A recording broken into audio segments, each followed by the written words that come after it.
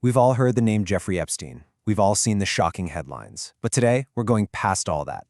In this explainer, we're actually going to investigate the system of silence and complicity, the financial and political machine that let his crimes go on for decades. So let's peel back the curtain and see how it really worked. Our story starts in what looks like, well, paradise. A 72-acre private island in the U.S. Virgin Islands. I mean, picture it. Perfect white sand, palm trees, the ultimate Caribbean escape. This was the beautiful, carefully crafted public face for what was, at its core, a horrific criminal enterprise. But that paradise was just a paper-thin veneer. This quote, it's just chilling. It's from an employee at a local airstrip who saw Epstein arriving with young girls. And it really gets to the heart of the whole story. This was profound evil, hiding in plain sight. So, how? How could something so evil operate right out in the open, protected by this shiny facade of wealth and legitimacy? That is the question we're digging into. We're going to follow the evidence to really understand the systems that protected him, and we're starting with the institution that bankrolled the whole thing. You know, for 15 years, think about that. From 1998 all the way to 2013, JPMorgan was Jeffrey Epstein's main banker. And according to legal documents, the bank wasn't just a bystander. It was involved in this really disturbing pattern where massive internal warnings were raised and then just ignored over and over again. And I want to be crystal clear. This isn't just speculation. This phrase right here, it's from the bank's own internal files. As far back as 2011, their own compliance people were admitting, and this is a direct quote, lots of smoke, lots of questions. So what kind of smoke were they seeing? Well, what's so wild is just how specific these internal red flags were. We're talking about bank reports that explicitly mentioned allegations of human trafficking of young girls. They knew about his cozy relationship with one of their own top executives, Jess Staley. And get this, their own anti-money laundering team put in a formal request to exit this relationship, warning that it can have a serious, even catastrophic impact on the bank's reputation. I mean, the alarm bells couldn't have been screaming any louder. So after all those dire warnings, what do? This is really the key. Instead of showing him the door, the bank's official move was just to enhance monitoring and, have a chat with Epstein about it. Of course, he denied everything, and apparently that was good enough. They kept him on as a client. And maybe this helps explain why all those alarms were silenced. This is from an actual email that same top executive, Jess Staley, sent to Jeffrey Epstein. He wrote, "I deeply appreciate our friendship I have fused so profound."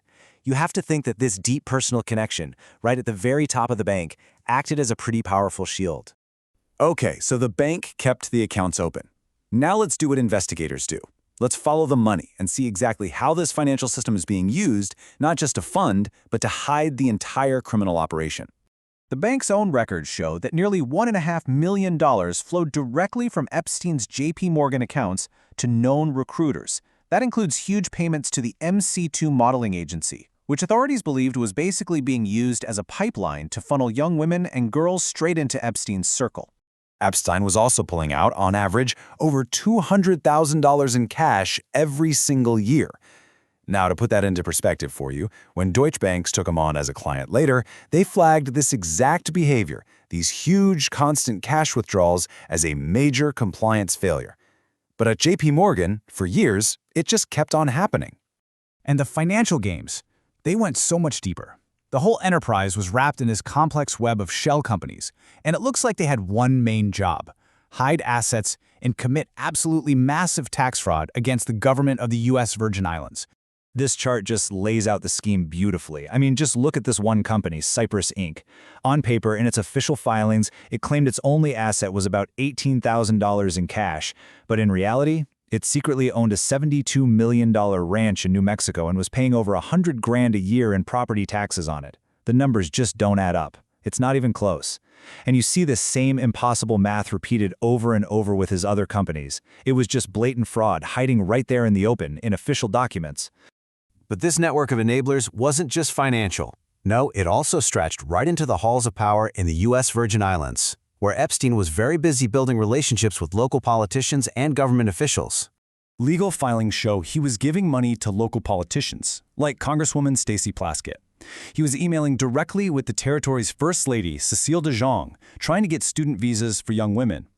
And maybe the most revealing part, When he offered to give money for local police training, he specifically told the First Lady they had to discuss it face to face. A pretty obvious way to make sure there was no paper trail.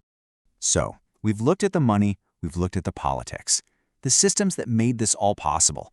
Now we have to turn to the horrifying reality of what that system of silence was protecting. What was actually happening on that island? Not long ago, investigators released a set of photos taken inside Epstein's properties on the island, and they just ripped that luxurious mask right off, revealing a world that is deeply bizarre and so disturbing. What you're about to hear is based on these documented, realistic images. So imagine this. You're surrounded by all this wealth. And then you find a small room.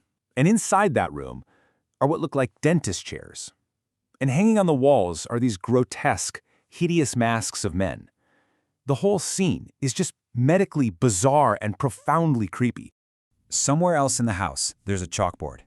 But it's not for grocery lists. It's scrawled with these unsettling abstract words: power, deception, truth, music. These feel less like decorations and more like a chilling look inside a manipulative, predatory mind. And then, of course, there's the infamous temple-like building up on the hill.